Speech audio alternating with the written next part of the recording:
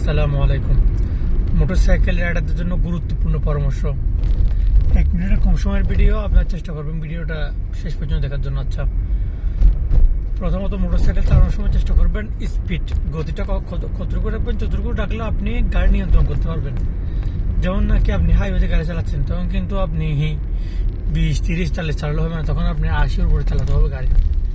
তখন গাড়ি সবগুলোর সঙ্গে আপনি মেনটেন করে গাড়ির স্পিড কন্ট্রোল করতে পারবেন, কোনো সমস্যা হবে না। আপনি গলির ভিতরে গাড়ি চালাচ্ছেন, তখন যদি আপনি 80-100 গাড়ি চালান, তখন সেখানে হবে না। কেন হবে না? এখানে হঠাৎ করে ধরে আসলো, এদিক থেকে কেউ একজন বের হয়ে গেলো কোনো এক পাশ থেকে, তাহলে আপনি কন্ট্রোল করতে পারবেন না। ইশারা দিয়ে ব্যবহার করেন, ডানে অথবা বামে, এগুলো ঠিকঠাক মতো ব্যবহার করবেন। যখন ডানে যাবেন তখন ডানে, যখন বামে যাবেন তখন বামে। এবং শেষ পরামর্শ হচ্ছে সবসময় লেনটা মেনটেন করবেন, গাড়ি লেন মেনটেন করবেন। লেন মেনটেন করে লেনের মাঝখানে চালাবেন, লেনের পাশে না। লেনের মাঝ অর্থাৎ প্রথম লেনে চালান, দ্বিতীয় লেনে চালান, তৃতীয় লেনে, লেনের মাঝখান বরাবর চালানোর চেষ্টা করবেন।